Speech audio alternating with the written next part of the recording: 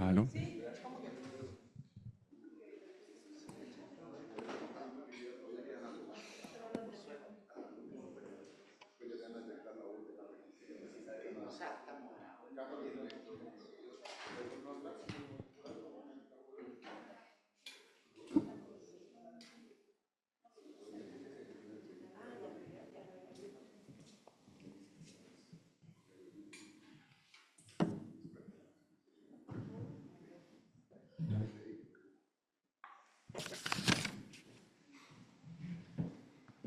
Muy buenos días, bienvenidos, bienvenidas. Un placer estar aquí en esta nueva sesión de este ciclo de conversatorios organizado en conjunto por la Facultad de Artes Liberales y la Escuela de Gobierno de la Universidad Adolfo Ibáñez. Hoy vamos a hablar con los panelistas que están aquí a mi lado. Me gustaría presentar a Claudio Araya, profesor de la Universidad Adolfo Ibáñez, de la Escuela de Psicología. Claudio es psicólogo y doctor en investigación en psicoterapia. Y también nos acompaña el profesor Cristóbal Giovannón, profesor de la Facultad de Artes Liberales de la UAI. Cristóbal es filósofo y Master of Arts en Teoría de la Argumentación. El tema que nos convoca hoy día, como podemos verlo acá, ¿no es cierto?, es la soledad en tiempos de hiperconexión. Y en ese sentido, bueno, lo primero que podríamos decir es que se trata de un tema que ha estado bastante, digamos, en la palestra, en los medios. Se habla de la soledad como una suerte de pandemia contemporánea, un asunto que en diversos países incluso ha sido tratado como objeto de políticas públicas o preocupación en el ámbito de la salud pública, sin ir más lejos. En el año 2018, en el Reino Unido se crea un Ministerio de la Soledad. El año 2021, Japón sigue esta tendencia, creando una instancia similar. Y por lo tanto, se trata de un tema que nos está interpelando de manera cada vez más directa o cada vez más intensa. Y por eso mismo que nos ha parecido muy relevante poder conversar sobre esto en este ciclo. Y en ese sentido, si bien son muchas las maneras a partir de las cuales podemos abordar esta problemática, para el día de hoy me gustaría plantear una aproximación particular para, bueno, desde ahí ver todo lo que puede ir saliendo a medida que vayamos avanzando en la conversación. Adelante.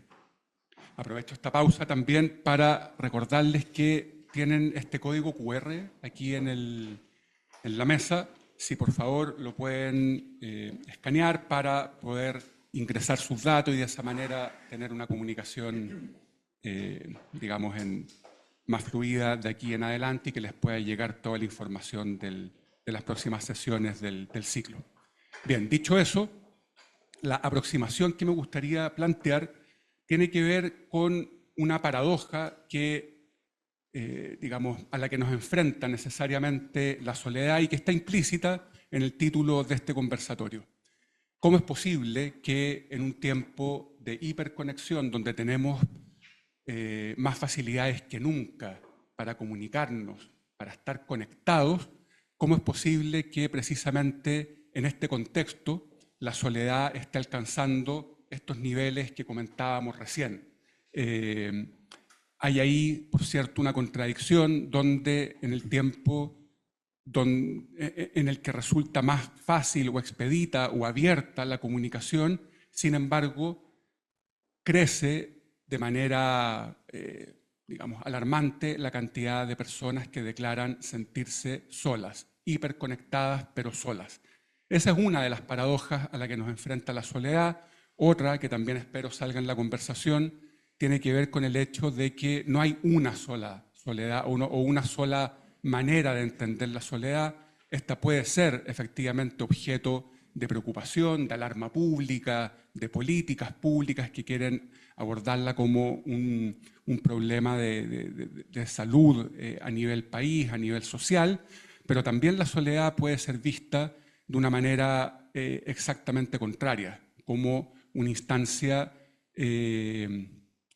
diríamos, luminosa o positiva, donde el sujeto puede tener, la persona puede tener la posibilidad de volcarse sobre sí mismo, no de manera impuesta, sino que como una elección personal con el objeto de, podríamos decir, cultivar sus propias, no sé, sentimientos, ideas, fortalezas o potencialidades como individuo. Entonces hay ahí también una segunda paradoja que sería interesante explorar. Pero partamos por la inicial y me gustaría abrir la conversación con Claudio, luego veamos lo que nos puede decir Cristóbal acerca de, bueno, cómo podemos entender esta situación paradójica de un mundo en el que estamos rodeados de redes, de instrumentos de comunicación, de instrumentos que nos permiten acercarnos y conectarnos con otros, y sin embargo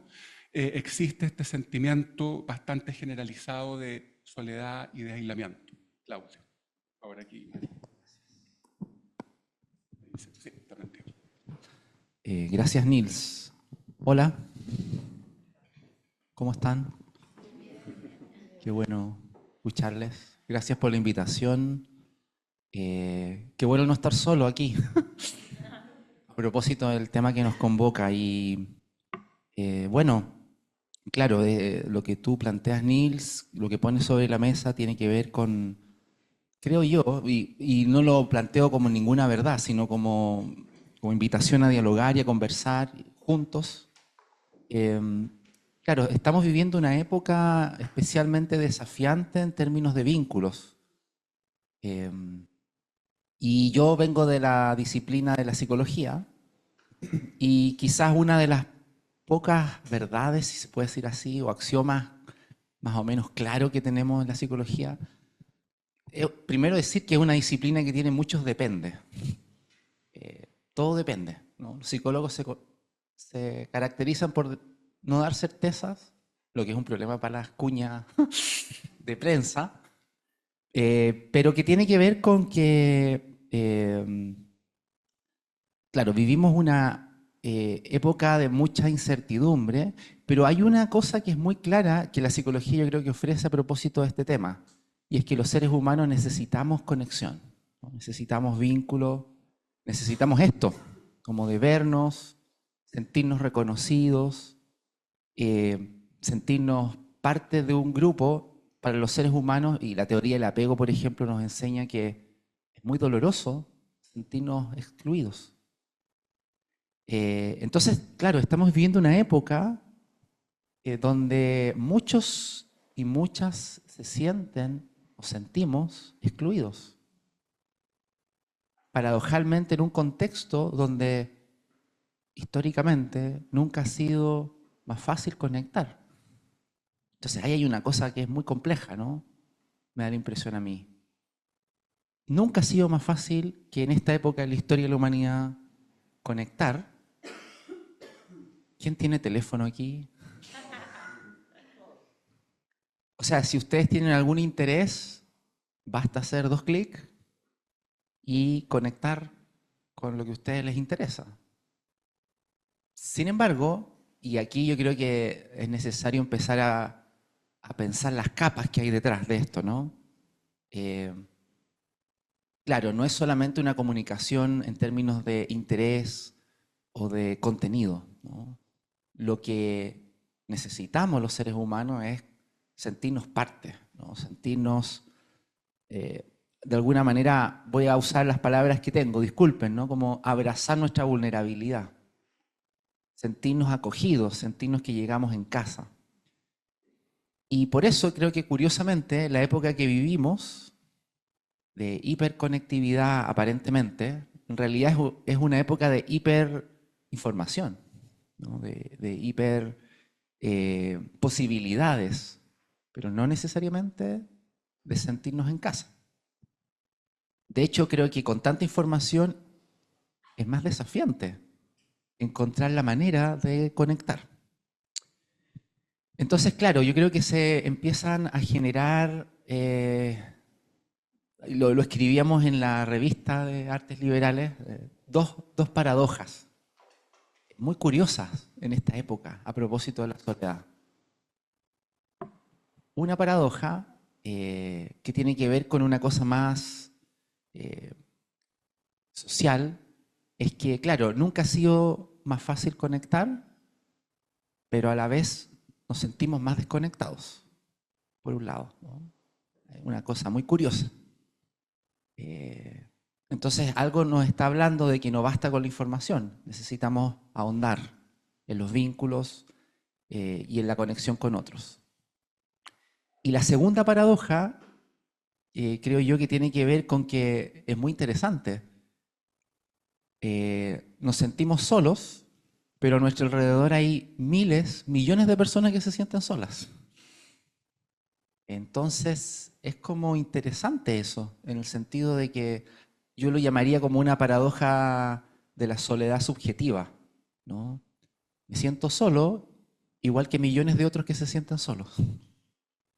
Entonces, es como extraño, ¿no? Es como que lo que tenemos en común es que nos sentimos solos. Y ahí hay algo que creo que me parece interesante pensando en cómo salir de esto, ¿no? Cómo poder abrir ante un otro esa vulnerabilidad, cómo poder no encapsularnos, no quedarnos creyendo que nuestra soledad es solo nuestra, sino que abrirnos a, por supuesto, en los espacios de confianza, cuando se genera esto de comunidad, de sentirme visto. Hay varios filósofos que hablan de eso, ¿no? La mirada, Levinas, ¿no? Como la importancia de que te vean, de que te perciban ahí, que estás presente, que eres importante. A todos nosotros no solo nos gusta, necesitamos que nos consideren en lo que decimos, que nos vean. Entonces, claro, todos somos vulnerables y quizás ahí la paradoja, o cómo salir de la paradoja, quizás me adelanto un poco, ¿no? Pero tenga que ver con compartir nuestra vulnerabilidad, salir como del encapsulamiento que nos puede producir la soledad y conectar con la vulnerabilidad del otro. Entonces yo creo que hay un camino que vale la pena explorar. Bueno, dije hartas cosas. Muchas gracias, Claudio. Yo creo que a medida que vayamos conversando, precisamente podemos ahondar en eso, que es, bueno, cómo romper esta, ¿cómo decirlo?, circularidad de individuos solos que están juntos, pero que reproducen un estado de creciente soledad, ¿no es cierto? Realmente es muy contradictorio que, como decías tú, un grupo de personas que tienen la posibilidad de conectarse, que viven en un espacio urbano, geográfico, donde están muy cerca, que muchas de ellas, que millones de ellas se declaren solas, ¿cierto? Es casi un chiste absurdo, ¿no es cierto? Me acuerdo en la novela de Bolaños, Los detectives salvajes, escrita hace casi 20 años ya, hay un episodio en que Bolaño, un poco con el sentido del humor que lo caracteriza, contaba un chiste como de gallegos, de españoles, algo así, que decía, bueno, ¿qué ocurre cuando se encuentran 2 millones de gallegos en un bosque? Y dice, chuta, se encuentran y dicen, somos 2 millones, estamos en el bosque y estamos todos solos. Hay algo de eso que ya Bolaño lo advertía con humor hace más de 20 años, que de alguna manera refleja lo que ocurre hoy y lo que está detrás de esta paradoja y de esta imagen que vemos de discusión del conversatorio, ¿no es cierto? Soledad en tiempos de hiper cercanía, de hiperconexión, digamos, de ciudades atiborradas, ¿no es cierto?, de personas que están casi pegadas unas con otras y sin embargo se mantiene ese sentimiento de exclusión o de soledad. Cristóbal, ¿cómo podrías tú entrar también en este diagnóstico de esta paradoja, ¿no es cierto? ¿Cómo la podemos entender desde la filosofía, desde tus lecturas? Soledad, hiperconexión, atiborramiento de nuestras ciudades y sin embargo aislamiento y exclusión, ¿cómo lo ves? Buenos días, muchas gracias por la invitación. Este tema me parece fundamental. Creo que el diagnóstico está clarísimo, esto solo se va a agravar, digámoslo así, pero a niveles privados uno puede tener, digamos, resurrecciones. Yo creo que Gabriel Carlo Infante, el escritor inglés, o sea, cubano que se fue a Inglaterra, hizo una crónica de Blade Runner en su momento y dijo que Ridley Scott había filmado algo más terrible que la muerte. Este es su comentario a la película Blade Runner. En el fondo, Blade Runner, lo que es muy impresionante es cierto, todo este asunto de los androides y los hologramas, pero en realidad lo que realmente impresiona es la capacidad visionaria de la película de mostrar el desmembramiento social completo. No hay no hay calidez humana, digamos, no hay cuerpo, no hay amistad, no hay calor de hogar, etcétera, etcétera. Y yo creo que el cine, digamos, Blade Runner es el apocalipsis mismo, por así decir. Es peor es peor que Black Mirror, de alguna manera. Entonces, claro, una pregunta es cómo es que esto llegó a ocurrir, o sea, cómo la mano invisible de Adam Smith derivó en Blade Runner, por así decir, en la soledad de Blade Runner. Y otra pregunta importante es cómo se sale de esto, digamos, y si es posible una ingeniería social que logre, por así decir, como una especie de situación también de bastante Blade Runner, a través de políticas públicas, regenerar, digamos, los vínculos para que sean vínculos en el fondo de amistad. Esto me recuerda una escena de la película, del libro de Coetzee, se llama Juventud. Él trabaja en la IBM, en Inglaterra. Están haciendo, me parece, que unos computadores para Rolls-Royce, algo bien, bien sofisticado. Es notable porque él, fondo, trabajó como ingeniero en la IBM, en ese momento la empresa más importante del mundo en tecnología, y al mismo tiempo un escritor, entonces lo habla como muy bien desde adentro. Y entonces, en un momento lleva varios años trabajando en la IBM y va donde el gerente de recursos humanos a renunciar. Le dice, oiga, pero usted le ha ido muy bien acá, el tipo mirando como su desarrollo laboral. Le ha ido muy bien. Sí, dice, ¿y entonces por qué se quiere ir? Es que no tengo amigos. Y el gallo le dice, ¿y por qué no nos informó antes? Como si fuera un problema manejable, por así decirlo. Como una ingeniería a la que tú te fijas, etcétera, etcétera. Entonces, yo creo que las filosofías terapéuticas, por ejemplo, las filosofías helenísticas o las terapéuticas también, digamos, tipo Nietzsche, creen que es posible que uno se cree a sí mismo y por lo tanto tenga capacidad de agencia sobre los vínculos que tiene y la calidad de los vínculos. Entonces, claro, por una parte tú tienes que reconocer que estar intercambiando información por un celular no es estar haciendo amistad, salvo que alguien crea que eso es eso, y hay un problema ahí conceptual. Pero sacando el problema conceptual, entonces lo que se requiere, digamos, es un estar con el otro a nivel de cuerpo, idealmente, o al menos periódicamente, y que esa comunicación no sea simplemente intercambio de datos, que es lo que hacen las abejas cuando le informan al panal dónde están las flores las mejores flores, y hacen unos círculos que son coordinaciones comunicacionales, pero en ningún caso hay ahí lo que nosotros llamaríamos algo así como intencionalidad o conciencia, o en fondo humanidad. Puede que la tengan, pero no al menos en ese tipo de interacciones comunicacionales. Entonces, claro, el estar con un amigo, aburrirse toda la tarde con un amigo, no estar dependiendo cada un minuto de los shots de dopamina que produce el celular o el PlayStation o lo que sea, en el fondo estar en el mundo, diríamos, y a nivel de cuerpo, como una conciencia encarnada, no una mente que procesa información. Bueno, si uno tiene conciencia de esto, puede hacer cambios. Entonces, un filósofo optimista de este tipo diría, bueno, las políticas, la ingeniería social, que quiere, como en el caso de la IBM, digamos, haber arreglado el problema mediante alguna especie de pipeline y planilla Excel, que es como ya la reafirmación de Blade Runner, puede por una parte como tomar conciencia de la importancia de la amistad y relaciones de pareja, pero creo que mejor concentrarse en el tema de la amistad, y actuar acorde a ello. Entonces, si tú entiendes que la amistad es absolutamente fundamental para estar bien en el mundo y para hacer bien a los demás, si tú entiendes eso, entonces no te queda otra que ponerte en camino. Hay cuestiones que son irreversibles. Cuando uno escucha la frase, por ejemplo, nadie sabe para quién trabaja, una vez que uno entiende esa idea, cambia todo. Entonces, lo que proponen filósofos como bueno, los estoicos, Epicuro, de manera completamente enfática, es que hay distintos tipos de vínculos humanos, pero el vínculo de la amistad es el vínculo que es el paradigma de la felicidad, porque no hay apego. Una pareja que te dice que se va a ir 6 meses de viaje, como, ¿cómo?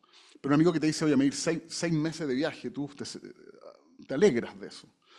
Entonces hay particularidades en los vínculos de filía, diría Epicuro, que son los vínculos de familiares y de amistad, los pone bajo la misma categoría, a diferencia, por ejemplo, de los amores pasionales, donde tú lo que más te importa es el bien del otro.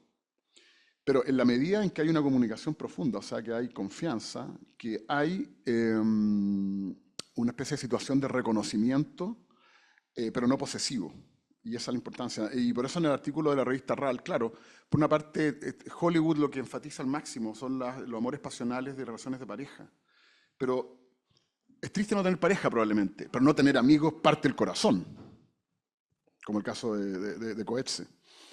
Entonces creo que está como alterado el problema, porque en fondo tener una pareja y una muy buena relación de pareja, en el fondo no es lo que arregla realmente el asunto. Entonces el vínculo, digamos, que hay que tomar como completa conciencia de su importancia es el estatuto de la amistad, y sobre todo el estatuto de la amistad en este mundo en que tú puedes simplemente no ver a nadie y seguir existiendo igual. Eso antes era imposible.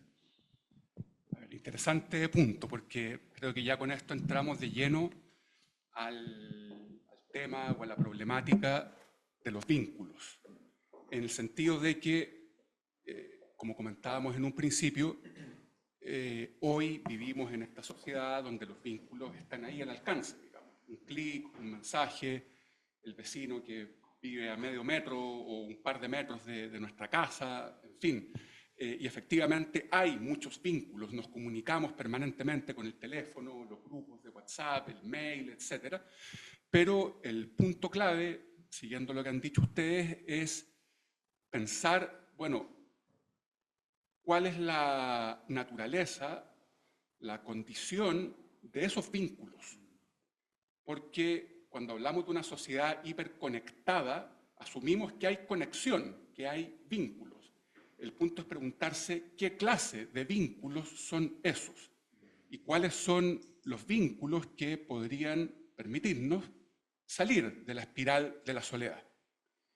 Y a partir de eso me gustaría volver sobre un concepto que has empleado tú, Claudio, que tiene que ver con la idea de humanidad compartida. ¿En qué sentido ese concepto puede ayudarnos a entender mejor el tipo de vínculos que construimos o que no estamos construyendo y cómo eso afecta la percepción o el sentimiento de soledad que tienen los individuos? Junto con eso, para poner también otro elemento sobre la mesa, está también, digamos, la idea de que hoy podemos establecer efectivamente vínculos con muchas personas, pero al parecer lo que predomina en el mundo actual es la idea de una vinculación bastante transaccional, donde el otro es más bien un objeto. Tú hablas citando a un autor, no me acuerdo cuál era, Buber, sí. Exactamente. Predomina digamos, esta vinculación de un yo con un eso, más que un yo con un tú. Entonces, a partir de esos elementos, pues, podemos profundizar aquí sí. en la reflexión sobre el vínculo, la naturaleza de los vínculos que existen hoy. Claro, bueno, es un tremendo punto ese, Nils, y escuchando también como el diagnóstico y yo no sé si soy tan pesimista, soy más escéptico. Realmente no sé qué va a pasar. Bueno, y trayendo sobre la mesa la idea de humanidad compartida y de los vínculos, me gustaría partir este tema, este punto específicamente, a ver. Hace muy poquito me tocó escribir, o quise escribir algo que lo llamé la tiranía de la productividad, que tiene todo que ver con esto, ¿no? Con la idea de que parece ser que se ha impuesto, y nosotros somos parte, no creo que sea algo que venga de afuera, nosotros también participamos de esto, no quiero deslindar responsabilidades. Pero creo que vivimos en un etos donde la productividad se ha impuesto como una manera de relacionarnos y de vivir en todo ámbito, en el trabajo e incluso en el mundo privado, en las vacaciones, en los vínculos. Como que tenemos que ser productivos y tener resultados en todo, ¿no? Y esto que puede tener optimistamente una buena intención, creo que tiñe nuestros vínculos. y hace que incluso vínculos y relaciones y ámbitos a los cuales no le corresponde hablar desde esa lógica. No sé, yo estoy con mi hijo y no quiero sacarle el máximo provecho a los 10 minutos que tengo que estar con mi hijo, a la media hora que tengo que estar con mi hijo. No sé si les ha pasado alguna vez que de repente aparece ese fantasma, ¿no? Como tengo que estar haciendo otra cosa, aparece la ansiedad de, podría estar mandando el mail, o en las vacaciones, ¿no? De repente uno dice, chuta, qué improductivos son las vacaciones, ¿no? Y uno incluso se compra el discurso de, bueno, estoy descansando para después producir mejor. Como que el paradigma de la productividad se ha impuesto de tal manera que parece que todo está teñido por eso, aparentemente. Y me gustaría resaltar el aparentemente, ¿no? Porque creo que en la vida cotidiana, y Nis lo traía, ¿no? Todos nosotros tenemos, por un lado, vínculos que son transaccionales o instrumentales. No sé, siempre pongo este ejemplo muy concreto. Pásame la sal. Y eso, en ese momento, es un medio para un fin, ¿no? Muy instrumental, ¿no? O puedes mandar este correo, ¿no? Y nada de malo en que muchas veces necesitamos relacionarnos en esa dimensión, ¿no? Es lo que Buber llama relación yo-eso.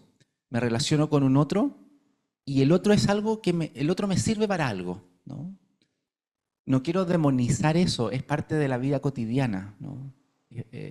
El problema ocurre cuando solo me relaciono con el otro desde ahí. Entonces, Buber resalta que a contracorriente, a la relación yo-eso, todos necesitamos una relación, él lo llama yo-tú, donde no está regido por la lógica instrumental, donde yo no me junto con el otro para conseguir algo, ¿no? La lógica productivista, fíjense cómo ha permeado, ¿no? Estamos llenos de proyectos y todo es un proyecto. Hasta las vacaciones son un proyecto. Tengo que disfrutar y descansar bien. Paradójico, ¿no? Increíble que estemos en ese punto. Y bueno, lo que propone Buber es que también, junto con las relaciones instrumentales, necesitamos relaciones que no estén regidos bajo esa lógica, sino más bien bajo una lógica fraternal, bajo una lógica de, en el mundo del mindfulness le llamamos el ser en vez del hacer. No es que no hagamos, si todo el rato estamos haciendo cosas, pero el ser tiene que ver con simplemente, voy a usar una palabra rara, ¿no? Ser siendo, ¿no? Como estar con el otro, simplemente estando, compartiendo, ¿no? Lo que tú decías, ¿no? Estar con un amigo compartiendo, escuchando música o teniendo una conversación sin estar preocupado porque eso tenga un determinado resultado. Entonces, claro, yo creo que lo que estamos perdiendo contacto es con esa dimensión más profunda del yo-tú. Creo que, o quiero creer, que no está completamente perdida a nivel de relaciones íntimas, a nivel de amigos. Creo que todos nosotros tenemos todavía eso, pero creo que hoy día necesitamos intencionar esos espacios, generar las condiciones para que eso no lo tiñamos de la otra lógica, ¿no? Y eso requiere hoy día más que antes un poquito de esfuerzo, ¿no? Un poquito de generar las condiciones para eso. Porque, y aquí cierro con quizás me di una vuelta, ¿no? Pero cierro con la conciencia de humanidad compartida. La humanidad compartida conecta mucho con ideas griegas como el cosmopolitismo, con la idea de ser un ciudadano del mundo, de que yo no soy solo. Nadie está aquí, ninguno de los que está en esta sala, ni yo tampoco, por supuesto, solo y no es ni independiente ni separado de su entorno. Yo estoy aquí gracias a una persona que va a mi casa y cuida a mi hijo, gracias a mi señora que también puede cuidarlo. Si no estuviera en esas condiciones, yo no estaría aquí. La humanidad compartida es como recuperar esa conciencia de que formamos parte de una gran familia y de que hay un sustrato básico que compartimos y que nos conecta, ¿no? Curiosamente, la vulnerabilidad nos conecta. Cuando estamos pasando un momento difícil, nos sentimos más cerca del otro. Entonces yo creo que lo que tenemos o lo que necesitamos es recuperar ese sustrato, recuperar esa perspectiva de humanidad compartida. Y es un trabajo. Muchas gracias, Claudio.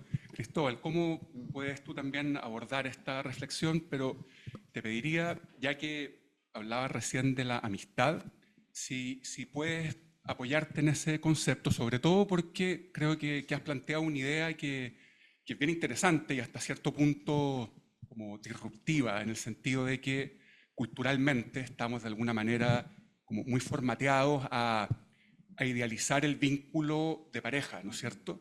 Como el máximo vínculo o como, Sí. o como el ideal de vínculo. Y tú, sin embargo, planteabas a partir de ciertas lecturas que en realidad no es tanto ese vínculo de pareja, que está marcado por el eros, además, ¿no es cierto? Eso Exacto. también tú lo tocas en alguno de tus escritos, sino que sería la amistad, Sí. digamos, el vínculo que con mayor posibilidad nos Sí. puede acercar a la felicidad o lo que es lo mismo, sacarnos de la soledad, de la exclusión.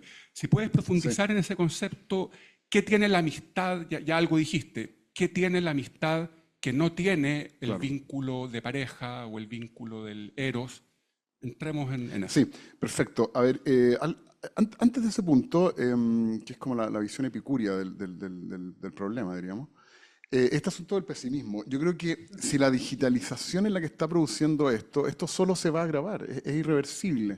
De alguna manera, no vamos a volver a las máquinas de escribir, no vamos a volver al mundo análogo. Entonces, Blade Runner es una gran película en ese sentido, aterradora, hasta donde es indeciblemente aterradora. Pero por otro lado, cuando uno toma conciencia de esto, para uno y para la gente que lo rodea, cambia mucho. En el fondo, los griegos piensan que el mal es la ignorancia. La única razón por la que yo me tomaría esto con un veneno es porque no sé que hay veneno. Es la única razón para tomarlo, salvo que me quiera morir, claro. Entonces, hay un punto ahí. Yo creo que el problema, digamos, en todos estos estudios que se están haciendo es la sensación de soledad. Si uno conversa, no sé, con un campesino, nosotros vamos a un campo, hay un campesino que ve a muy poca gente. Estamos hablando que pasa realmente mucho tiempo sin ver a nadie, pero está lejos de sentirse solo. Entonces lo que importa es la sensación de soledad. Aquí hay una anécdota de David Bowie. Él creo que iba caminando y una niña joven lo paró en la calle y le dijo: muchas gracias, David, por tu música. ¿Por qué? Porque ha hecho que no me sienta sola. Entonces creo que el arte tiene un asunto, pero también para el asunto vincular, algo fundamental. Tú cuando ves una buena película de Romer, o escuchas un disco bueno, canciones realmente buenas, tú te sientes que formas parte de algo más. Entonces yo creo que un problema que hay hoy día es que hay que haber visto realmente 100 películas buenas, haber escuchado 100 discos buenos y haber leído 100 libros buenos. O sea, en el fondo, eso uno debería estar equipado con eso. El momento en que tú tienes eso, digamos, ya no estás como a solas en el mundo, que es una situación como angustiante de manera como casi por principio, digamos. Porque en el fondo estás desprotegido. Fija, al no sentirte parte de algo, estás completamente vulnerable. Así que yo creo que en el fondo cero pesimista, en el sentido de que el arte, como dice Nietzsche, está ahí para no morir de un exceso de realidad. Si la realidad hoy día es la soledad, digamos, el arte también es una respuesta. Pero no, es algo distinto, digamos, al estar con. Y eso es lo que quiero ir ahora, como que tú preguntas, Neil, sobre el epicureísmo. El epicureísmo es importante entender su aprecio por la amistad, por su teoría de la felicidad. Para el epicureísmo, la felicidad máxima es una serenidad alegre. No es ser famoso, no es ser un billionaire, es la serenidad alegre. Entonces la pregunta es cómo se consigue eso. Y la respuesta es, la respuesta tiene varias partes, por supuesto, es una doctrina filosófica, pero hace distinción entre los tipos de vínculos que existen entre personas. Hay personas que son conocidos. Después están los vínculos, estos tan intensos, que son los vínculos bajoleros, la pasión amorosa. Después están los vínculos de afrodisía, que son unos vínculos en la antigüedad eran más comunes, parece que es un vínculo como tener una relación sexual con alguien. es como un amigo con ventaja o sexo pagado, o con alguien convenir, pero sin que estés enamorado de esa persona y tenga este vínculo carnal, por así decir. El epicurismo no ve problemas en eso, pero ve un problema absolutamente en la falta de estos vínculos de amistad, su elemento fundamental es que no están asociados al sufrimiento, en el sentido en que en la amistad, estamos hablando de amistades no tóxicas, no existe, digamos, como el apego que puede ser la posesión.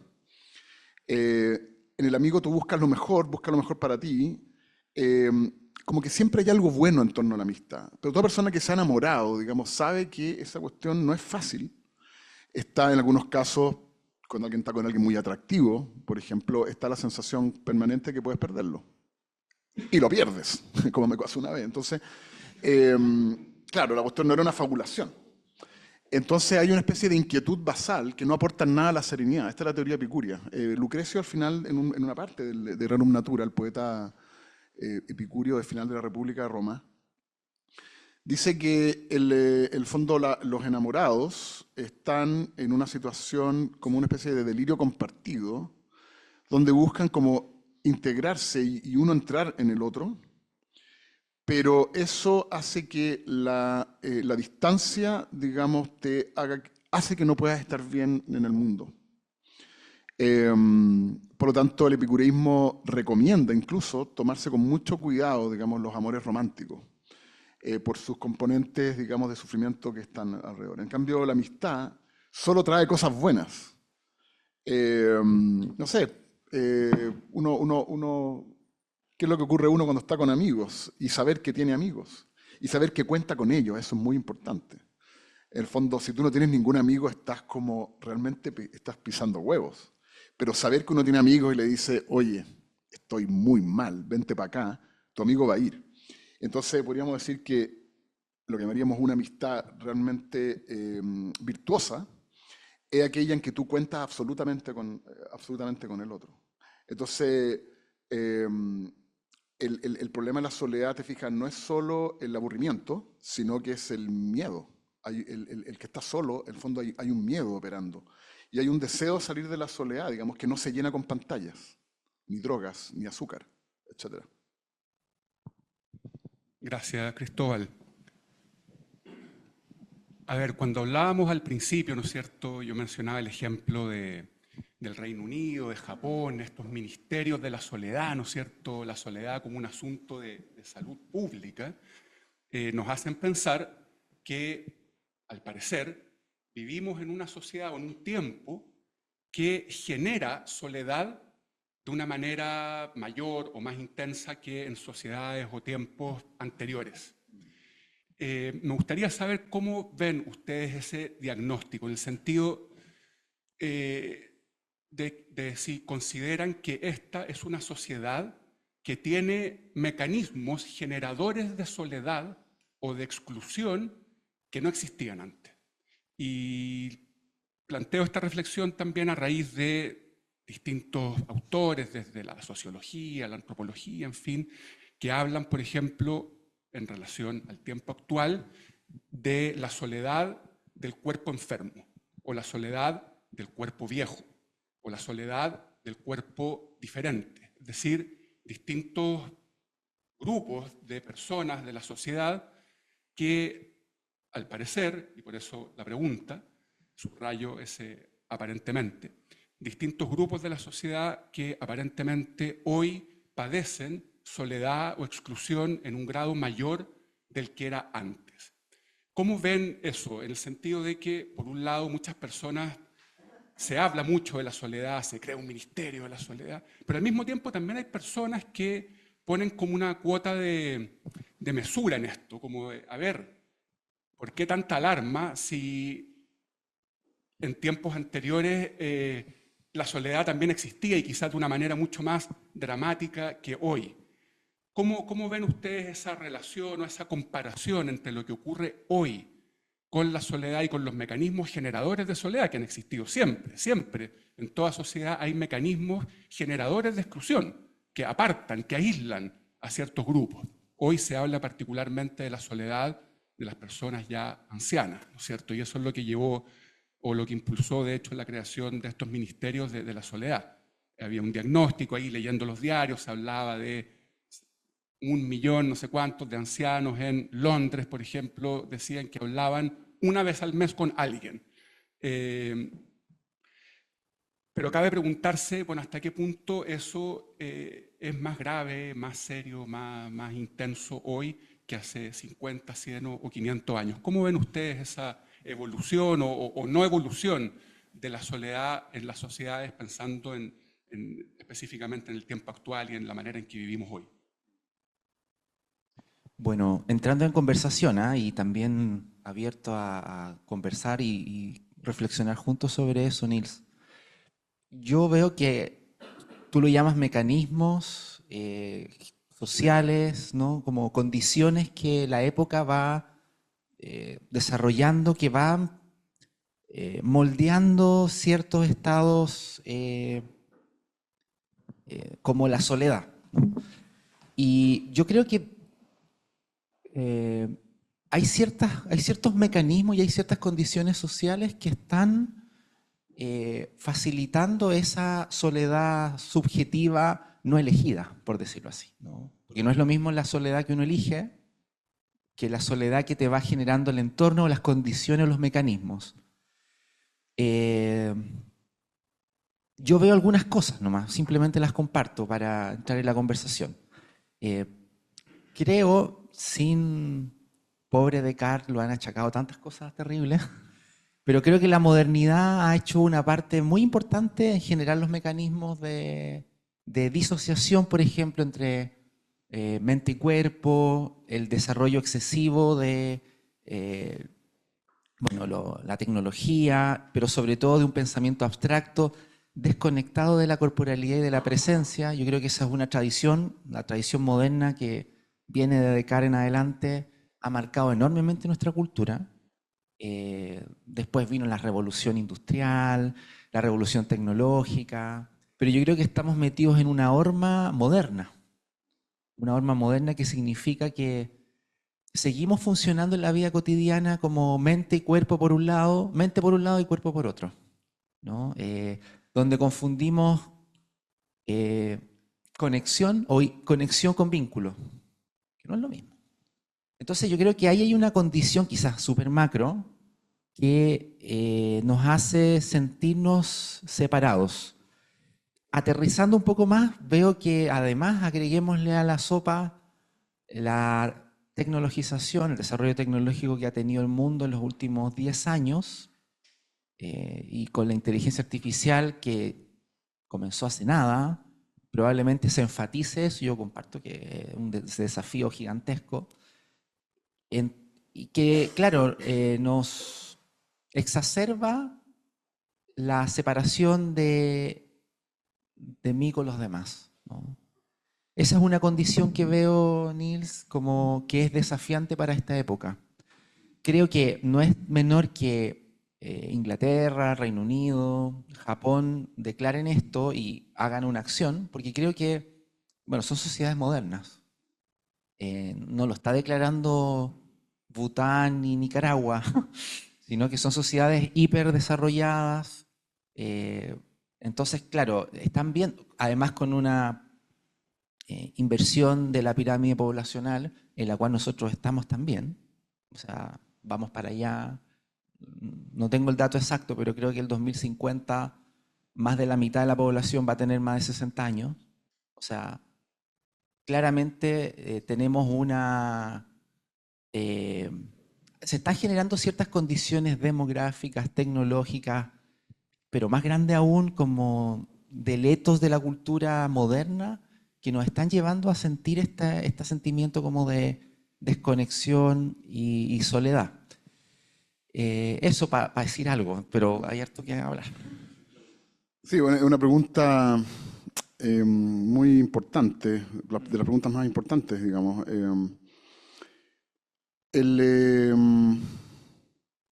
Hace unos años estuve en Tulsa, que está en el corazón de Estados Unidos, en el estado de Oklahoma. Y fui a un mall un sábado en la tarde, un mall que era muy parecido como un poco como Casa Costanera. Tenía como un poco ese aspecto. Y entré y sentí inmediatamente algo raro, pero no sabía lo que era. Aquí hay, porque era la misma música, las mismas tiendas, Occitán, qué sé yo, los mismos como colores, como una especie de Starbucks, o sea, que siempre es como igual. Pero ¿qué es lo distinto acá? Y realmente me di cuenta, pero a los 5 minutos, que lo que había es que no había nadie que estuviera con alguien. Era solo gente sola, operando en el espacio, por así decirlo. Ese mismo viaje, estuve en Nueva York y un taxista en la mañana, que era un puertorriqueño que tuvimos como buenas migas, me dijo, ¿quieres ver algo fuerte? Eh, y fuimos a uno de los mejores como asilos de ancianos de Estados Unidos. Gente que llega muy alto en la empresa, que llega a ser CEO y que va cambiando de estado en estado. Entonces logra hacer vínculo, no sé, pues en Denver y partes a Dallas y de nuevo como de cero. Eso es un poco como el cowboy, como la soledad de los cowboys. Y estas son personas que llegan, digamos, a jubilarse con muchísimo dinero sin ni una visita nunca. Y están en este estado, como por así decir, de desesperación, que tampoco contribuye en nada a que se generen vínculos entre esos ancianos. Así que este taxista me dijo que quería ir a ver algo como espeluznante, y claro, y estaban ahí sacándolas como sacando a pasear, digamos, una situación que era como, si una cultura puede valorar tanto el éxito laboral a costa de la soledad total, es que hay un gran problema. Ahora, yo no he sentido como angustia por la soledad en Latinoamérica. En ningún lugar de Latinoamérica he sentido lo que he sentido en restaurantes en Estados Unidos, que es como descorazonador. Así es como enterarse que un niño hizo un cumpleaños y no fue ningún compañero de curso. Ese tipo de, como de sensaciones, digamos. De Hopperiana o de la película París, Texas, de, de, de Wim Wenders. Es claro, entonces el tema es importante ese tema porque en el fondo, al menos la soledad en Estados Unidos, está como vida como de moteles de carreteras y como gente como... eso está en marcha hace bastante tiempo. Y claro, la digitalización, primero la cuestión digital, después la cuestión de Internet y ahora la inteligencia artificial, son como las tres etapas. La cuestión es cada vez más intensa. Así que esas soledades angustiantes, por así decir, que te producen un efecto en ti como observador. Tú cuando pisáis Chile se te va la angustia, digamos, Te abrazan. sentí al tiro una especie de situación de abrazo. Es como cuando uno camina por el Cusco, qué sé yo, por Buenos Aires. Así que yo creo que nosotros estamos más inmunizados en Latinoamérica ante estos fenómenos, pero como la digitalización es una especie de cuestión que no tiene barrera, ya empiezas a observar, digamos, en gente joven que se sienta sola. En mi época, digamos, cuando tenía 20 años, la cuestión era una gran patota. Yo cuando era chico andaba más en bicicleta que caminando con mis vecinos. Entonces, claro, hay un cambio ahí. Pero creo que el problema lleva mucho, mucho tiempo en curso. O sea, el mundo analógico, por el hecho de ser analógico, no ahorraba, digamos, esto que podría tener que ver con una sociedad donde el trabajo es lo fundamental. ¿Te fijas? Entonces siempre puedes estar trabajando, entonces sientes culpa si no estás trabajando, entonces el vínculo con el otro es un vínculo ansioso porque tiene que ser rápido, etcétera, etcétera. Muchas gracias. En estos minutos que nos quedan y para irnos más con el ánimo más hacia arriba, digamos. No queremos deprimirlos tan temprano. Me gustaría poner digamos, la mirada en esta otra dimensión de la soledad, que la mencionábamos en un principio, y que tiene que ver con esa soledad elegida, y que la humanidad y también muchos pensadores, artistas, han reivindicado. Una soledad que es sinónimo de introspección, digamos, de abrir la posibilidad de cultivar y ensayar nuestras propias ideas, de cultivar también nuestra potencialidad o, en fin, la posibilidad también de clarificar lo que queremos hacer o la manera en que queremos construir un determinado proyecto de vida, etc. Hay muchos autores que han reivindicado ese espacio y creo que tiene que ver, uno lo ve con mucha nitidez ya en lo que es el movimiento romántico, ¿no es cierto?, del siglo XVIII, el artista que de alguna manera se retrae voluntariamente de la sociedad porque se siente de alguna manera apremiado, agobiado por el entorno y busca la soledad, el encuentro consigo mismo, y ese encuentro con su propia individualidad es un encuentro lleno de intensidad, lleno de emociones, lleno de sueños, de ideas, de creatividad. De ahí probablemente, digamos, todo el legado del movimiento romántico viene esta idea de que la creatividad es inseparable de la soledad. Es en la intimidad individual, en la soledad, desde donde surge el genio creativo. Bueno, es toda una vertiente, ¿no es cierto? Y que reivindica esta soledad luminosa, intensa, intensificada, ¿no es cierto? Me gustaría saber cómo ven ustedes la posibilidad de que ese tipo de soledad exista hoy.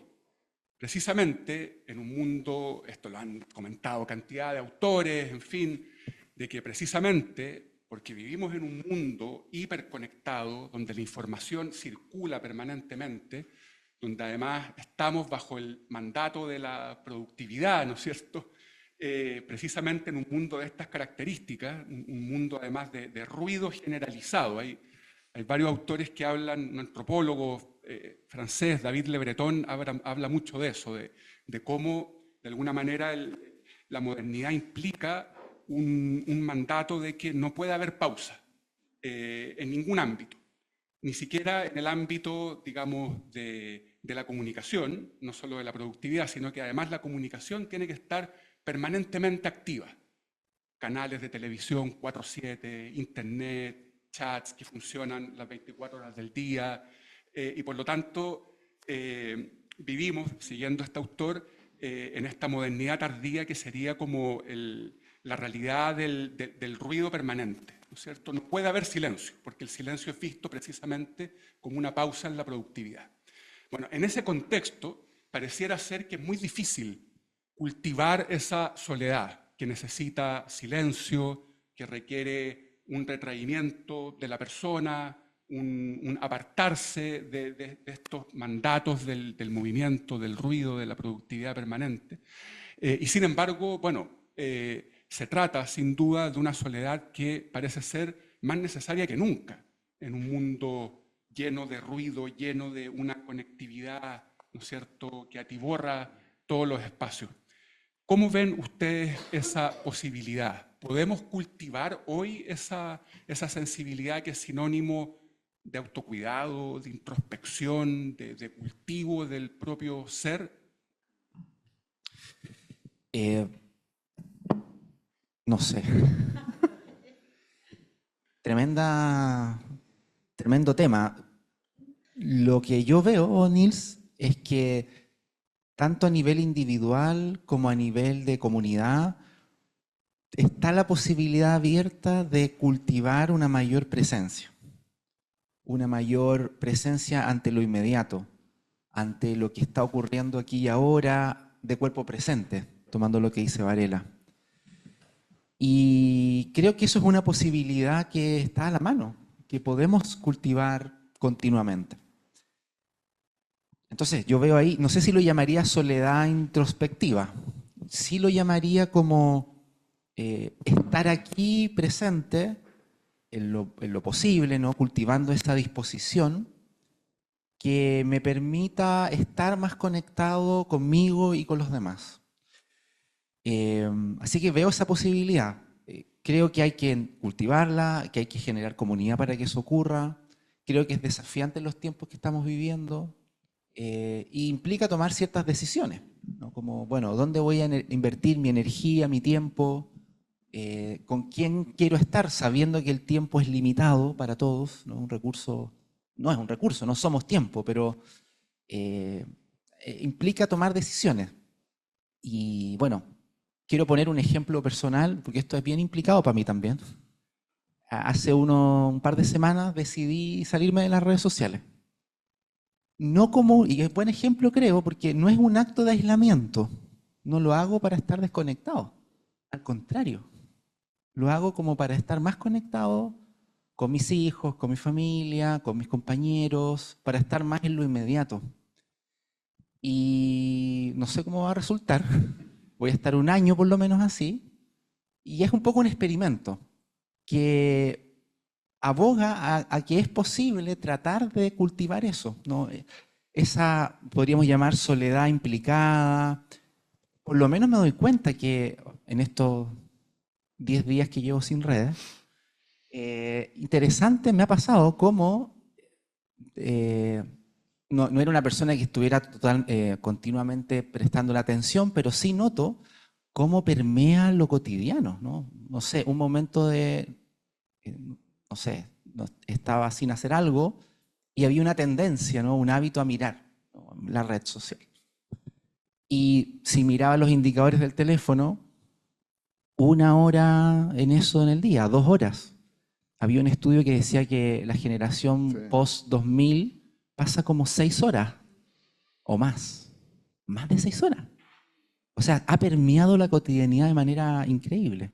Entonces, o sea, yo creo que tratando de generar otras condiciones para estar con esa presencia, para escuchar qué necesito yo, qué necesita la persona que está al frente mío, eh, esa soledad un poco elegida, no para desconectar, sino para conectar con lo inmediato. Yo creo que es posible. En un año más les cuento. Hago un paréntesis nomás antes de escuchar a Cristóbal, por curiosidad, pero en estos 10 días, perdón, ¿has percibido una reacción respecto de aquellos con quienes te desconectaste?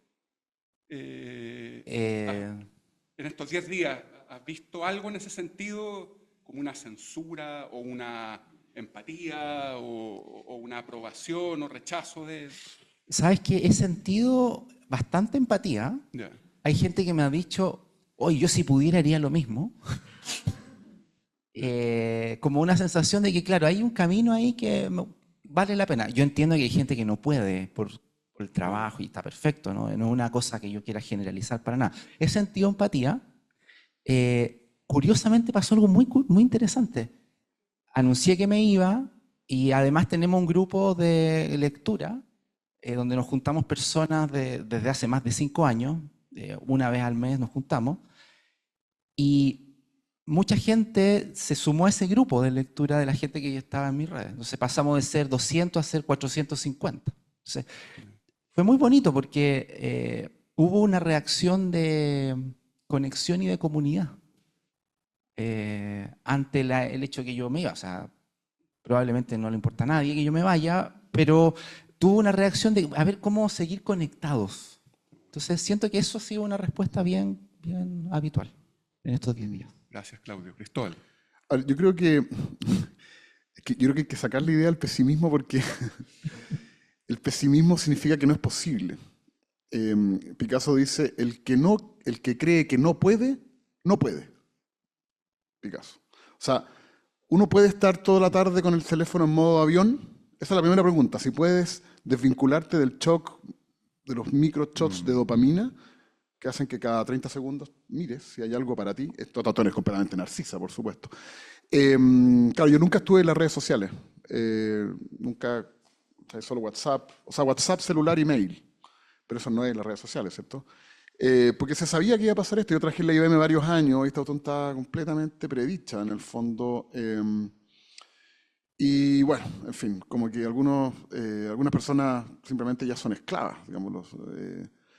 Pero yo creo que incluso en los casos de esclavitud más radicales, yo creo que es posible tomar conciencia del problema, digamos, y tomar el toro por las astas. Yo creo que es posible lo que dice Nietzsche respecto a Goethe, que uno puede crearse a sí mismo y que también piensan los estoicos. Ahora, respecto a la soledad, estas soledades buenas, digamos, hay una que es muy importante, piensa, por ejemplo, Epicteto, que dice que aquella persona que no puede estar sola consigo misma, como los que se aburren solos, van a estar, digamos, por así decir, como los vínculos que van a establecer van a ser vínculos de dependencia, porque están como potenciados por el miedo, como del querer salir de ese estado.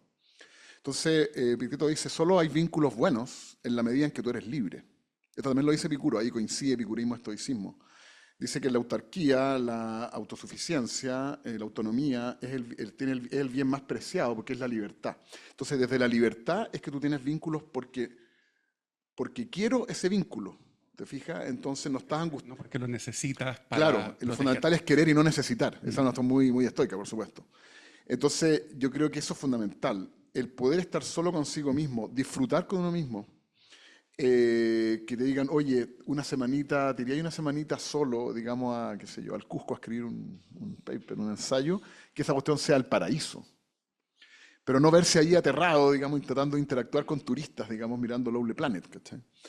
Entonces, yo creo que por un lado es fundamental la capacidad de soledad para que hayan vínculos que realmente son vínculos que tengan valor. Y por otro lado está, claro, esta imagen, ¿cierto?, del alma como una especie de intimidad profunda y serena. No es lo mismo que la anterior, pero es esencial. Es esencial ese vínculo con uno mismo. Pero aquí está la pregunta, digamos, si es que alguien quiere seguir siendo un esclavo de los shots de dopamina de los celulares.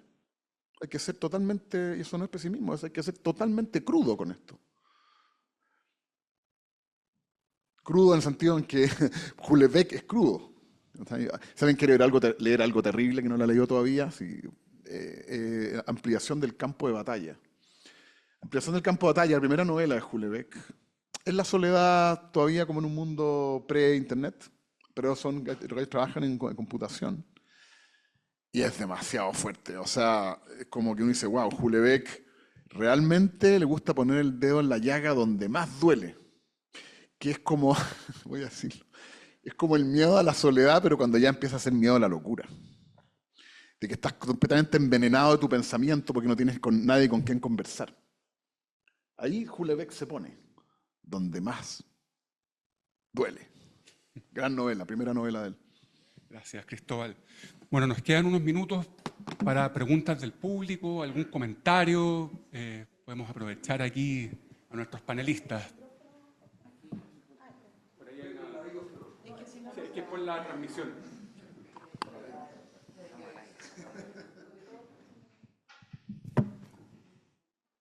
Mira, a mí me interesa la perspectiva de ustedes, pero de un tema, porque se ha hablado de la soledad, pero en general. Pero aquí en esta sala son todos, voy a decir, optimistas, 40 más. Pero también la soledad está en los jóvenes y bueno, y en nosotros. Pero eso es muy importante, especialmente en los jóvenes que están más vinculados al celular, más vinculados a la dopamina, a ese estímulo fácil que te impide buscar el pertenecer que lo es. ¿Cómo lo ven ustedes entre la soledad de los jóvenes hoy día versus la soledad de que están preocupados los japoneses, que son de los viejos, digamos? Y los jóvenes, el futuro de la humanidad. Eso es lo que yo creo.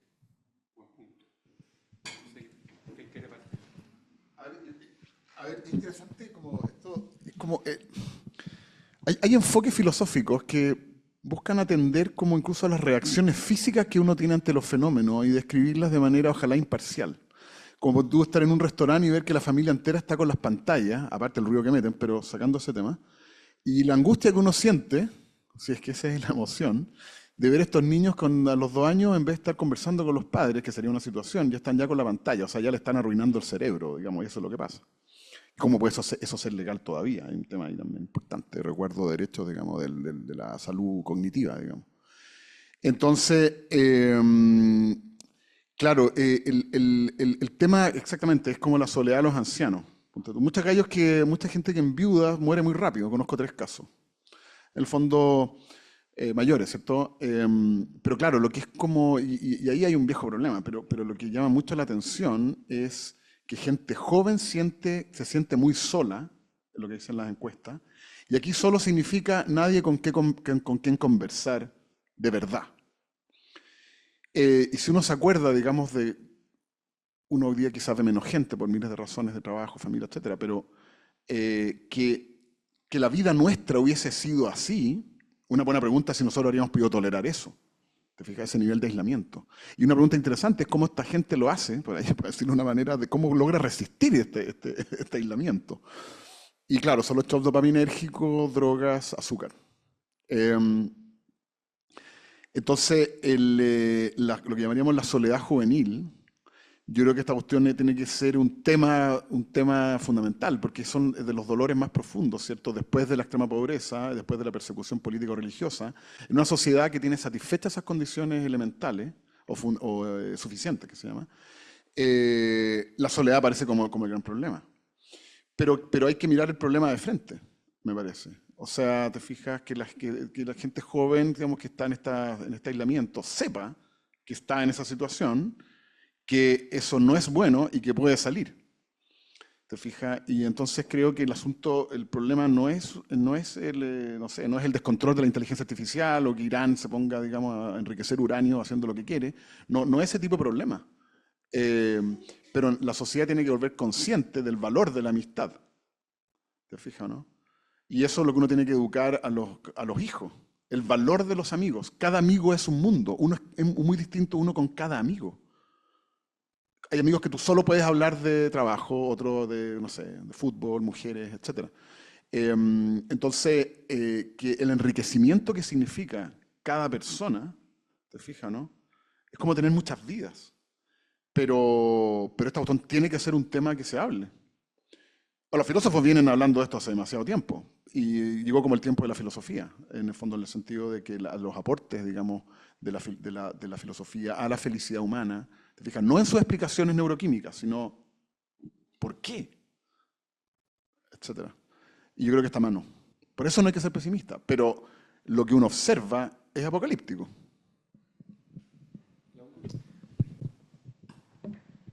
Bueno, primero, gracias por la pregunta, por abrir ese tema. Muy breve por mi parte. Me genera una enorme empatía los adolescentes de esta época. Creo que están viviendo condiciones bien desafiantes. Bueno, ya lo sabemos, ¿no? Ya lo hemos dicho harto del mundo que estamos viviendo. Y creo que les es difícil y a pesar de las dificultades, muchos de ellos logran generar vínculos significativos. Creo que nosotros como adultos, como papás, necesitamos ayudarlos a generar las condiciones para que eso pase. En concreto, por ejemplo, predicando con el ejemplo, primero que todo, ¿no? Como estando presentes con ellos, acompañándolos, estando ahí cuando lo necesitan. Creo que eso es fundamental. Hay un estudio súper interesante que dice que la corteza prefrontal termina de madurar a los 25 años. A los 25 años. Eso quiere decir que nuestra capacidad de regularnos autónomamente recién madura a los 25 años. Eso significa que hasta de los 25 para atrás estamos en construcción cerebralmente. Eso significa, en términos vinculares, que necesitamos a los demás para aprender a regularnos, para aprender a corregularnos, ¿no? Entonces, creo que los adolescentes no es solo una responsabilidad de ellos, sino que de quienes les acompañan, de nosotros. Y generar las condiciones son tanto a nivel directo, ¿no? Estando con ellos, acompañándolos, viviendo a su lado, siendo amigos en lo posible, sin dejar de ser padres, por supuesto, pero estando ahí. Y el segundo nivel que a mí me parece bien importante es generando comunidades cuidadas. Estoy pensando en algo muy concreto. Los compañeros, el colegio, cómo se relacionan, cuál es la relación que tienen con la tecnología. ¿Hay algún grado de vínculo de mí, por ejemplo, con los demás papás del adolescente? ¿Qué políticas hay en el colegio sobre los celulares? Estoy diciendo cosas concretas, pero lo que quiero transmitir es que tenemos que generar las condiciones para que el adolescente pueda crecer, florecer. Y eso no es solamente responsabilidad, es responsabilidad sobre todo de quienes los acompañamos.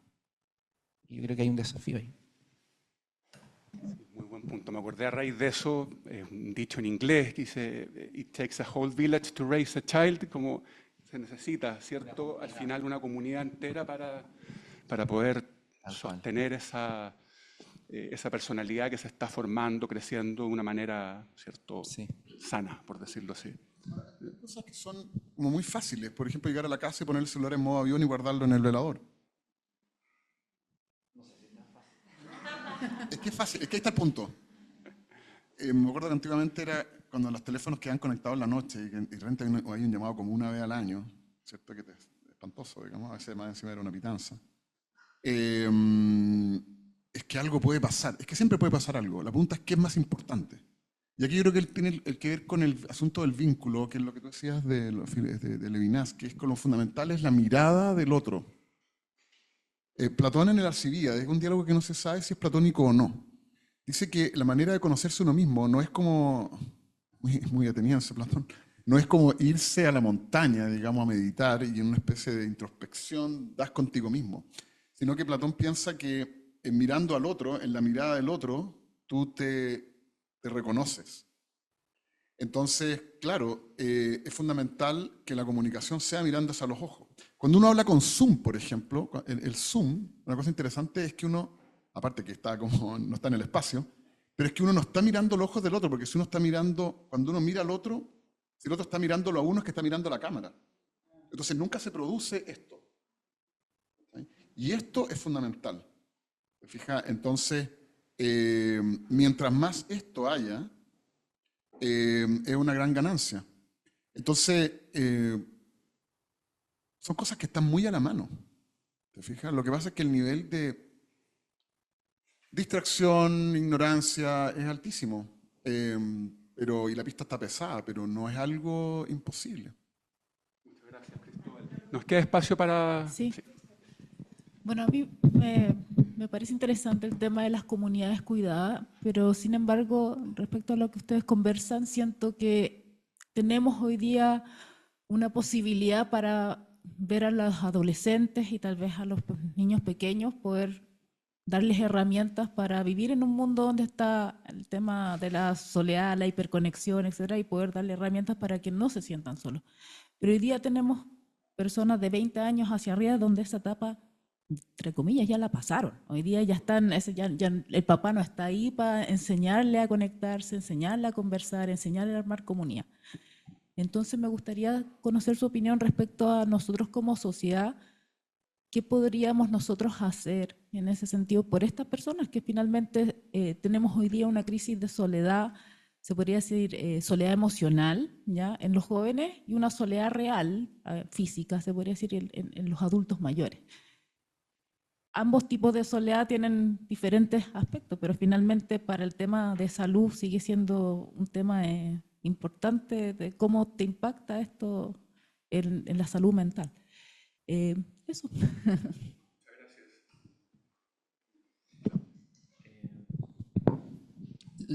¿Cuál sería la pregunta que quisieras ¿Qué compartir? opinan? O sea, como comunidad, ¿cuál es su opinión? ¿Cómo debiésemos nosotros de alguna forma actuar con las personas hoy día que ya están dentro de ciertas edades? Que ya no... Porque ya no cuentas tal vez con estas comunidades de colegio, incluso tal vez ya estás fuera de la comunidad tal vez universitaria.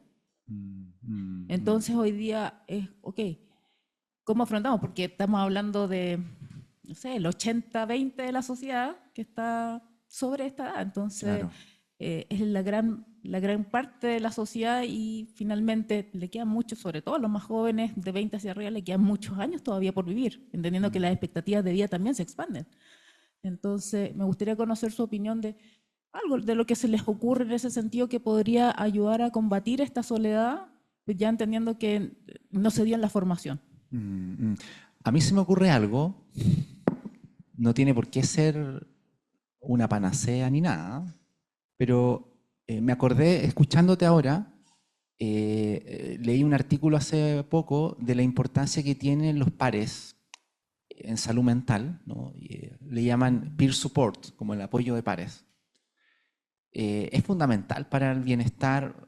Bueno, tenemos tasas bien crudas de depresión y ansiedad en todos los niveles, pero hay unos estudios que muestran la importancia de los pares, ¿no? Que son personas que están pasando por lo mismo que tú, puede ser que en lugares distintos. Entonces, a propósito de lo que tú traes, a mí se me ocurre una idea que tiene que ver con conectar con pares afines, que sintoniza mucho con la idea de amistad, ¿no? Conectar con pares afines, ya sea por interés en alguna temática. Y curiosamente, aquí la tecnología nos puede ayudar. O sea, poder conectar con otros que estamos más o menos en la misma sintonía, aunque no estemos geográficamente en el mismo lugar. O sea, por ejemplo, un grupo, una comunidad de lectura. Nos conectamos gente de Argentina, Uruguay, Brasil, Chile, España, y a veces siento que tengo más en común con ellos que con mi vecino, que lo tengo al lado como físicamente. Entonces creo que específicamente para el nivel de quienes ya no están en comunidades como estructuradas, ¿no? El colegio, hay que hacer un esfuerzo por buscar pares que estén en la misma sintonía que uno. Y hoy día, por suerte, hay muchas opciones para esas comunidades. Buscar puede ser desde cosas que hacemos, que nos gusta hacer juntos. No sé, creo que cada persona tiene su especificidad, ¿no? No podemos dar una receta, pero creo que conectar con pares es una buena estrategia. Y quizás la tecnología en eso nos ayuda. Eso se me ocurre. Gracias.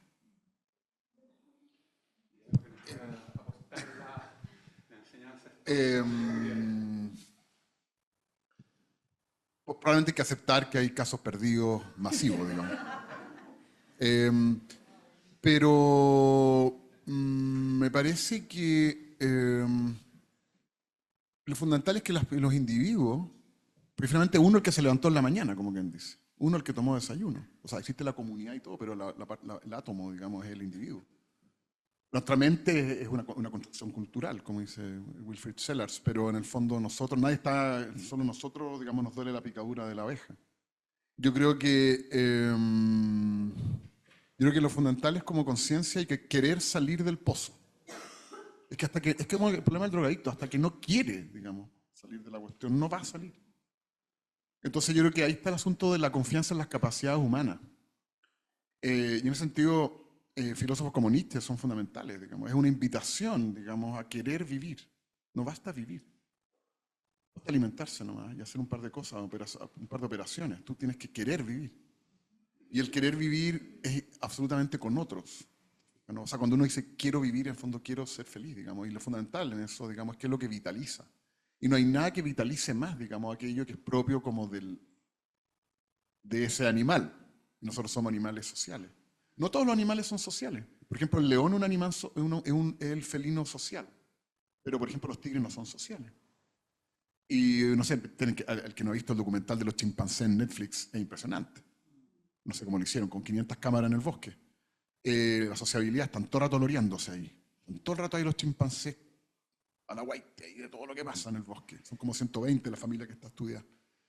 Con un macho alfa y toda la historia, digamos. Y todos son funcionales. Los ancianos, por ejemplo, en la cultura de los chimpancés, para llamarlo algo, tienen un valor enorme porque saben más. Entonces saben dónde, cuando hay hambre, saben dónde hay un bosque, perdón, en una punta de un bosque enorme, donde hay un árbol, donde hay reservas de miel. Entonces el chimpancé viejo tiene un valor enorme por su conocimiento. Bueno, entonces hay que aceptar que somos un animal social. Y hay varias razones. Es interesante la explicación antropológica por qué somos animales sociales. Somos un primate social porque tenemos los ojos muy chicos. Tenemos que andar en grupos, digamos, si no estaríamos a merced de los felinos durante, no sé, 100.000 años. Por lo tanto, necesitamos a otros que nos cuiden la espalda. Y la teoría un poco epicúrea, digamos, es que el amigo es el que te cuida la espalda. Yo he puesto alguna vez ejemplos. Están los amigos, están los amigotes, hay varias distinciones, ¿cierto? Los filósofos como Aristóteles hacen distinciones de amistades de interés y amistades de virtud. Amistad de virtud es cuando tú quieres el bien del otro, como que te basta el bien del otro. La amistad de interés, que Aristóteles no está en contra de ella, son aquellas que tú necesitas algo, digamos. En el amigo uno obtiene algo que no te lo puede dar el dinero, por ejemplo. Y voy a poner un ejemplo. Tengo un amigo que es bien divertido, que como cada un año me llama y me dice, ¿puedo decir que anoche estuve contigo? por si preguntan. Él no podría pagar por eso, porque sería extorsionado. Entonces solo esa protección la puede dar un amigo. Pero es para entender el tipo de protección que es. No es pagar un guardia, es protección real. Nunca recibí una llamada, sé que no está en nada ilegal, en fin. Una pregunta interesante si yo debería como indagar en qué está ocurriendo ahí, pero la amistad probablemente mientras, en fin, ¿se entiende, no? Entonces, cuando tú entiendes el asunto, ya tienes bastante ganado. Entonces, por eso es tan importante leer, ver la película Stand By Me, por ejemplo, de esos 4 amigos que se internan en el bosque, que se van riendo, se meten en un río, se pescan una sanguijuela. El cine está lleno de momentos de amistad, las películas de Truffaut, Los 400 golpes, la historia de amor de Romer, digamos, Cuento de verano, Cuento de invierno. Entonces, me parece que, claro, realmente tienen razón los griegos, digamos, de que la ignorancia es uno de los males humanos. Gracias. Bueno, muchas gracias. Solo para cerrar, digamos, si pudieran recomendar en una línea alguna obra, ya sea literatura, novela, pintura, cine, en fin, que ustedes recomendarían para entender mejor la soledad. Aquí no estamos buscando respuestas ni fórmulas, sino que poder entender mejor, poder sumergirnos de manera profunda, reflexiva en esa condición que siempre está lejos y cerca nuestro, ¿no es cierto? ¿Cuál sería una? ¿Quién se les viene a la mente? Buena cosa. Por mi lado se me vienen a la mente 2 recomendaciones que a mí me han gustado mucho. Una es un documental que se llama Human, que está disponible en YouTube, ¿no? Es un estudio, o sea, es entrevistas a personas de distintas culturas, distintas edades, tratando de captar la humanidad que está detrás de todos ellos. Human. No recuerdo ahora el director, es un director francés. Human. Y es largo, está dividido en tres capítulos, pero hay algunos que está como seleccionado. Human en YouTube. Y un libro que a mí me parece que puede ser interesante para explorar la soledad y la presencia es el libro Silencio de Thich Nhat Hanh. Un libro muy bello que habla sobre conectar con uno mismo y estar presente uno y para estar con los demás también. El título es ese tal El cual, título Silencio. es Silencio. Silencio, nada más. ¿Y el apellido del autor para... Es vietnamita, es bien difícil de deletrear. Es Thich Nhat Hanh. Ya, pero...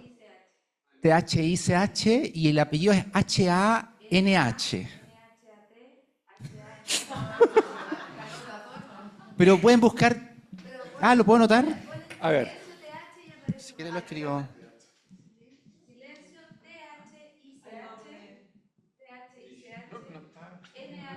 chuta, ya, esto era... Ahí está.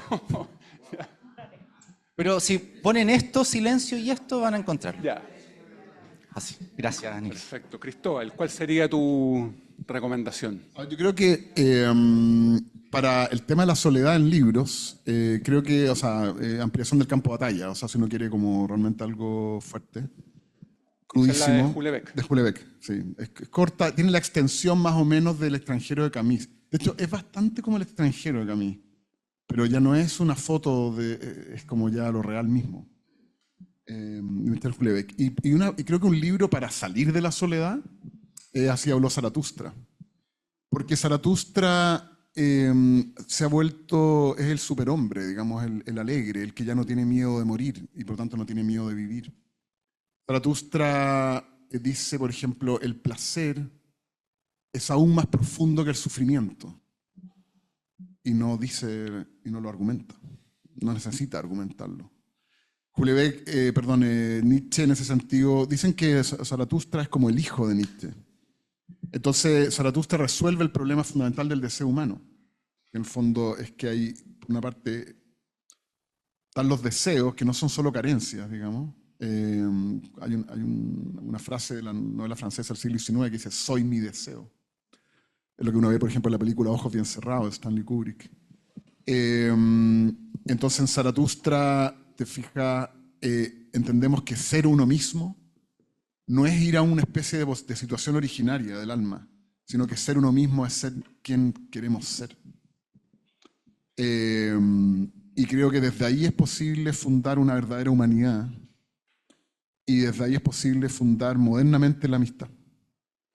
Muchas gracias. Yo, modestamente, me permito recomendar para apreciar la soledad, para verla.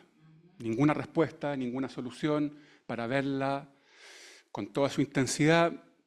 Me permito recomendar cualquier cuento de Raymond Carver, que va muy en línea de Hopper, además es como, digamos, realismo sucio, como se suele llamar, ¿no es cierto? En el plano de la literatura, cualquier cuento de Carver, de qué hablamos cuando hablamos de amor, o desde dónde llamo, el elefante. Aquí está, sí, perdón. Sí, perfecto. Y también me permito recomendarles, si no la han visto,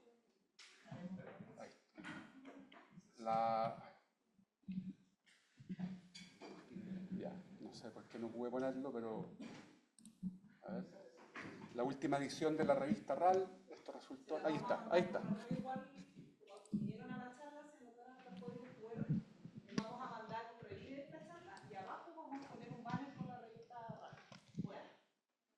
Aquí está la revista, es muy fácil, revista RAL, tal cual. Así que con eso la van a encontrar inmediatamente en la web y pueden descargar el PDF.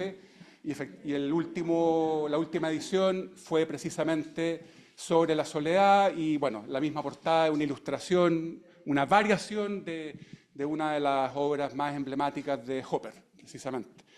Bien, muchas gracias a nuestros panelistas.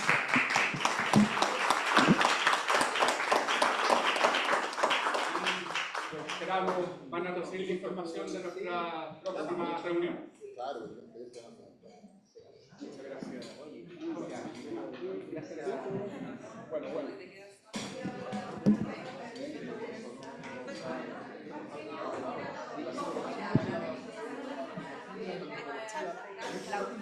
En los próximos.